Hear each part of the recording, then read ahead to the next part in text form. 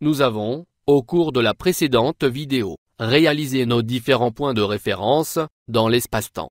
Pour le moment, ces points ne sont pas très représentatifs, ni pour nous, ni pour After Effects. Nous allons donc procéder à l'étape de la normalisation de nos calques de référence. Pour cela, nous allons devoir nous créer un nouvel élément nul, qui nous donnera le contrôle complet sur nos éléments que nous avons créés. En haut, sélectionnez l'onglet « Calque »,« Créer calque » et sélectionnez « Objet nul ». Nous aurons ici un nouvel élément nul, à notre disposition. Nous allons renommer celui-ci. Renommez-le par exemple « Contrôle tout ». Cochez ensuite la case d'option 3D. Celle-ci est représentée par un petit cube, elle lui assignera la fonction d'un élément 3D. Cette option permettra à notre calque d'interagir par rapport à un plan tridimensionnel contrôlé par notre caméra. Nous allons ensuite lui attribuer le rôle de parent. Les parents, pour After Effects, ont le rôle de guider les enfants. Leur rôle est relativement très simple. Si vous changez des paramètres d'un calque parent, ces mêmes paramètres seront automatiquement attribués aux calques enfants. Nous allons sélectionner entièrement tous les calques d'objets nuls, en prenant soin de sélectionner aussi la caméra. Cliquez sur un des petits tourbillons de la colonne parent et glissez la souris sur l'objet nul, qui se nomme Contrôle tout. Cela aura pour effet d'attribuer à notre calque Contrôle tout le rôle de parent sur tous les calques sélectionnés.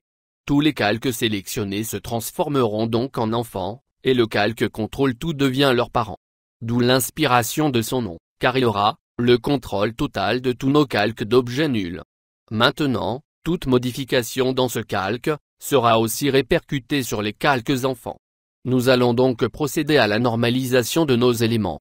Pour cela, nous aurons impérativement besoin de deux fenêtres de composition, qui nous afficheront différents plans de perspective. Dans notre fenêtre de composition, vous aurez en bas différents outils qui lui sont attribués. Dans vos outils de disposition des vues, faites passer l'onglet d'une vue sur deux vues. Normalement, vous aurez une deuxième fenêtre par défaut, avec un plan de montage, vue de haut. Si ce n'est pas le cas, cliquez sur cette fenêtre de gauche, et sur les paramètres de celle-ci, attribuez-lui vue de haut. After, pour vous expliquer et éclaircir ce que je veux dire par normalisation, nous allons voir rapidement le comportement de nos calques, en relation à nos deux fenêtres. Notre fenêtre de gauche nous montre en théorie notre vidéo principale, vue d'un plan de haut, comme un satellite. Si nous glissons le curseur et observons la caméra, nous remarquons que celle-ci n'a absolument aucun rapport avec ce qui se déroule réellement avec notre scène. La caméra bouge rapidement, et les points sont à une distance sans corrélation avec les points de référence. Pour faciliter ce tuto, nous allons réaliser la normalisation sur plusieurs étapes distinctives. Premièrement, nous allons tenter de réduire la distance de nos éléments par rapport à la vue du plan de haut. Les points de la fenêtre de gauche semblent nous indiquer que nos bureaux seraient à plusieurs mètres de distance, et même plusieurs kilomètres. Mais ce n'est pas réellement le cas. Nous allons donc corriger leur distance en réduisant leur échelle globale. Sélectionnez le calque, Contrôle tout. Cliquez sur la touche S de votre clavier. Le S est un raccourci pour afficher rapidement les options d'échelle. Nous allons réduire ce paramètre de façon conséquente, pour donner à notre plan une distance entre les points, qui imiterait un peu mieux notre environnement de la vidéo. Pour mieux comprendre, regardez bien. En modifiant l'échelle, regardez les paramètres qui se répercutent dans notre fenêtre de gauche. Notre objectif est de réduire l'échelle suffisamment pour que tous nos points de référence intègrent notre zone de travail. Essayons une échelle de 5%.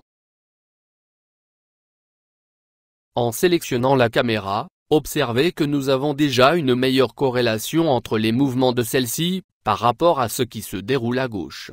Nous allons réduire encore un peu. Disons 2%. Constatez, maintenant nous pouvons estimer que le parcours de notre caméra se comporte de façon plus similaire à celle de la vidéo. Continuons maintenant avec le plan de devant. Dans votre fenêtre de gauche, passez le plan de haut sur vue de devant. Avant d'aller plus loin, Seulement pour des raisons esthétiques de ce tutoriel, nous allons changer les couleurs de nos petits points, et aussi les grossir pour mieux les voir. Cette procédure n'aura pas d'impact sur notre travail, mais nous offrira un confort visuel pour le tuto. Cliquez sur les petits carrés en couleur de chacun des éléments, afin de les rectifier.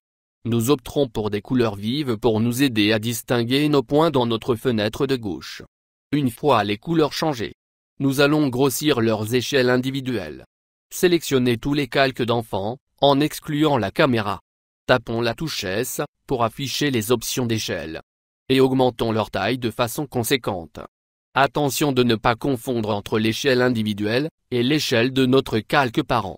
Nous avons modifié l'échelle de nos points individuels, ce qui n'a pas eu d'impact sur l'échelle de distance. Maintenant que nous avons un peu plus de visibilité, il nous reste une étape cruciale à faire pour la normalisation de notre scène. Nous allons commencer par préparer notre champ visuel. Ajoutons une grille de sécurité, ainsi que des repères. Pour cela, cliquez sur la petite icône « Choisir les options de grille et de repères ». Cliquez sur « Titre Action sécurisée ». Pour finir, ajoutons un dernier repère sur notre fenêtre. Utilisez le raccourci « CTRL+R » pour afficher une règle dans notre fenêtre. Cliquez ensuite sur la règle du haut, et glissez votre souris pour sortir une droite horizontale sur la fenêtre. Maintenant pour l'instant, la hauteur de nos bureaux sont incarnés de façon plutôt aléatoire. Cependant, nous savons que nous avons sélectionné des points qui représentent une même hauteur, dans notre vidéo. Nous ne connaissons pas leur distance exacte entre eux, mais nous pouvons affirmer qu'ils ont une même hauteur. Nous devrons donc faire en sorte que nos 3 bureaux vus de face soient bien minutieusement positionnés, par rapport à notre trait. Nous allons procéder comme suit. Sélectionnez votre calque CTRL-Tout, et appuyez sur R.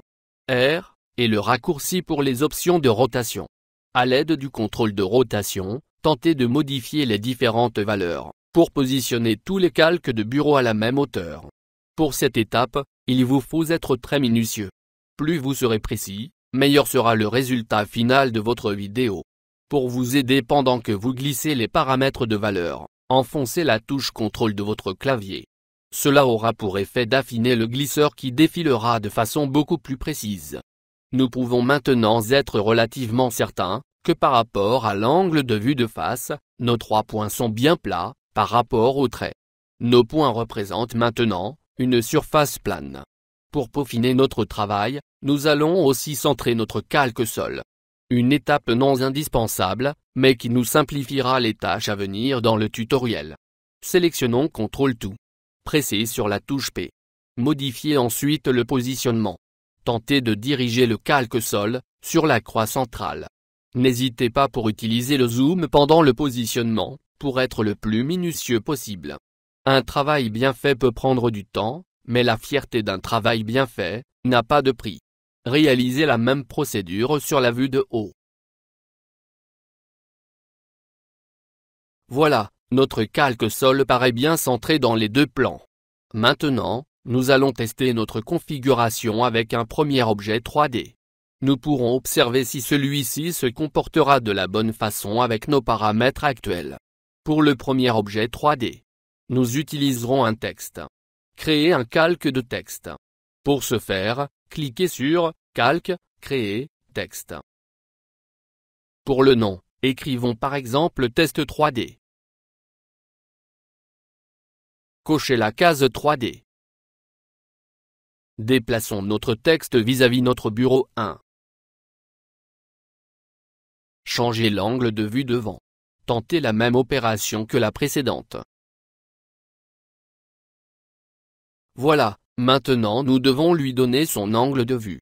Nous allons rapidement changer la grosseur du texte et l'ajuster à l'endroit où nous le voulons. Avançons rapidement cette procédure basique.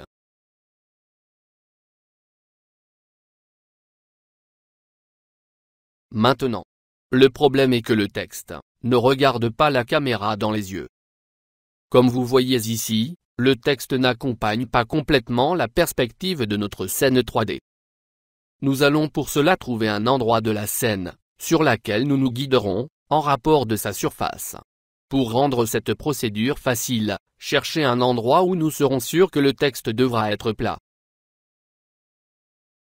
car exemple ici, ce n'est pas impossible de le faire, mais il sera difficile de paramétrer notre texte, car la surface sur laquelle il repose n'est pas plane à la caméra. Nous pourrions tenter de sélectionner la caméra, de regarder son angle et de positionner l'angle du texte vis-à-vis elle, mais nous allons voir une autre façon de faire. Avançons un peu notre ligne temporelle, jusqu'à ce que nous considérions que la face de l'ordi soit plane. Environ ici, nous pouvons considérer qu'à partir de ce point, le texte devra être droit et faire face à la caméra. Sélectionnez le texte. Et zoomez. Maintenant, le but est de faire en sorte que l'axe du texte soit bien centré.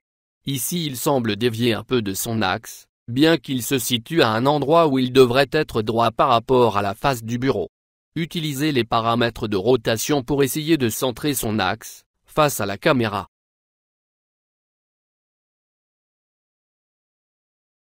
Maintenant testez. Et regardez, le texte semble bien réagir avec sa surface. Attention, ne vous laissez pas avoir par l'angle du dessus de l'ordinateur, elle peut donner l'impression que le texte est mal positionné. Il s'agit d'une illusion d'optique.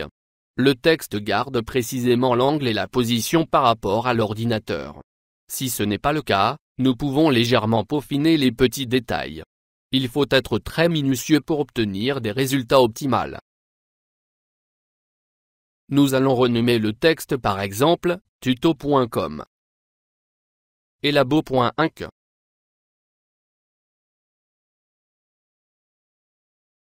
Terminez les derniers petits détails dans les paramètres des caractères. Nous avons maintenant terminé, au complet, l'étape de la normalisation de notre plan 3D. Nous pouvons maintenant passer à la suite, dans la vidéo suivante. Pratiquez-vous, ce sont des notions qui vous seront indispensables, dans After Effects. Regardons rapidement le résultat en plein écran. Même si nous n'avons pas pris 1 heure, le texte semble parfaitement réagir avec notre caméra.